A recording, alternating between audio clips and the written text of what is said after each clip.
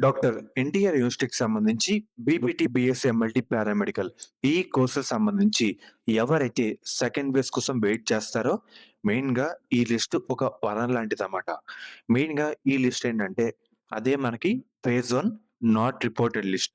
So, మనకి reporting ఎప్పటి వరకుంది? 30 వరకుంది. 30 అయిన తర్వాత మనకి సర్టెన్ ఒక టైమ్ అయితే ఉంటదన్నమాట. టైమ్ అయిన తర్వాత మొత్తం క్లోజ్ చేస్తారు. అక్కడ వరకు ఎంతమంది రిపోర్టింగ్ చేశారు, ఇంకా ఎంతమంది చేయలేదు టోటల్ లిస్ట్ అయితే బయటికి తీస్తారు. ఒకసారి మీకైతే చూపిస్తాను. సో, లిస్ట్ బయటికి తీసిన తర్వాత మనకి యూనివర్సిటీ వాళ్ళు రిలీజ్ చేస్తారన్నమాట. ఫేజ్ 1 నాట్ రిపోర్టెడ్ లిస్ట్ అని. అదొచ్చిన తర్వాత ఏ ఎక్కడెక్కడ ఏ కాలేజ్‌లో ఖాళీగా అయితే ఉన్నాయి అన్నీ వెరిఫై చేసుకోండి. అన్ని ఖాళీ సీట్ల కింద మనకి తీసుకుంటారన్నమాట.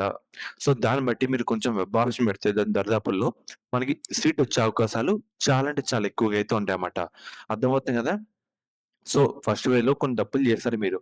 సెకండ్ వేవ్‌లో అలాంటి తప్పులైతే చేయొద్దు. అప్‌కమింగ్ వీడియోస్ అయితే చాలా రావడం జరుగుతుంది. మీకు మెయిన్‌గా ఓ లైవ్ గూడా పెడతాను.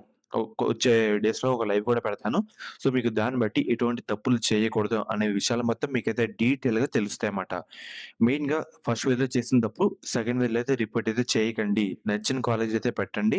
వేస్ట్ కాలేజ్ అయితే వద్దు. 1, 2 ఆప్షన్‌లు అయితే వద్దు. సో, మెయిన్‌గా ఫస్ట్ వేవ్ కట్ ఆఫ్ అయితే చెక్ చేసుకోండి. అండ్ అలాగే first wave not reported list కూడా మనకి రిపోర్టింగ్ డేట్ అయిన తర్వాత రిలీజ్ చేస్తారన్నమాట. దాంట్లో ఎక్కడెక్కడ ఖాళీగా ఉన్నాయి, ఏ కాలేజ్‌లో ఏ క్యాస్ట్ వాళ్ళు ఎంత ర్యాంక్ సంబంధించి రిపోర్టింగ్ అయితే చెయ్యలేదు. సో, దానికి తగ్గట్టు డీటెయిల్స్ మ్యాచ్ చేసుకొని కొంచెం మీ లిస్ట్‌లో ప్రయారిటీ లిస్ట్‌లో యాడ్ చేసుకొని పెట్టుకుంటే కొంచెం మనకి ఎక్కువ అవకాశాలైతే ఉంటాయన్నమాట సీట్ రావడానికి. సో, దాన్ని బట్టి మీరు వెబ్ ఆప్షన్స్ అయితే పెట్టండి. అర్థమవుతుంది గదా! క్యాస్ట్ ఏంటి, కేటగిరీ ఏంటి, ర్యాంక్ ఏంటి ఇయన్నీ జూసుకొని ఆ కాలేజ్‌లో మనకి సీట్ ఫిల్ అయిందా? లేదా? ఇయన్నీ జూసుకొని కొంచెం వెబ్ ఆప్షన్ అయితే పెట్టండి. లిస్ట్ అంటూ తయారైతే జేసుకోండి. సో, ఫ్రెండ్స్ ఇది ఈరోజు వీడియో. దాన్నే నాట్ రిపోర్టెడ్ లిస్ట్ అంటారన్నమాట. అదొచ్చిన తర్వాత మీకు మళ్ళీ చెప్తాను. ఏ విధంగా చూసుకోవాలి అనే ప్రాసెస్ కూడా.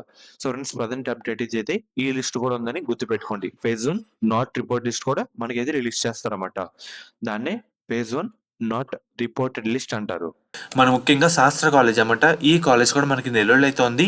ఈ కాలేజ్‌లో ఎవరైనా వచ్చిన విద్యార్థులు ఉంటే మనకు ముఖ్యంగా గవర్నమెంట్ అందించే 38,000 ఫీజు రీయింబర్స్‌మెంట్ కాకుండా 20,000 కట్టి మనం ఈ కాలేజ్‌లో జాయిన్ అయితే అవ్వచ్చన్నమాట. అండ్ అలాగే మనకి మేనేజ్మెంట్ కోటా కింద 70,000 ఫీజు అయితే ఉందన్నమాట. ఎలా జాయిన్ అవ్వాలి, ఎలా కాంటాక్ట్ అవ్వాలనుకుంటే మీకు స్క్రీన్ మీద కనిపించే నెంబర్‌కి అయితే ఒకసారి కాంటాక్ట్ అయితే అవ్వండి. వాళ్ళైతే మిమ్మల్ని డీటెయిల్‌గా గైడ్ అయితే చేస్తారు.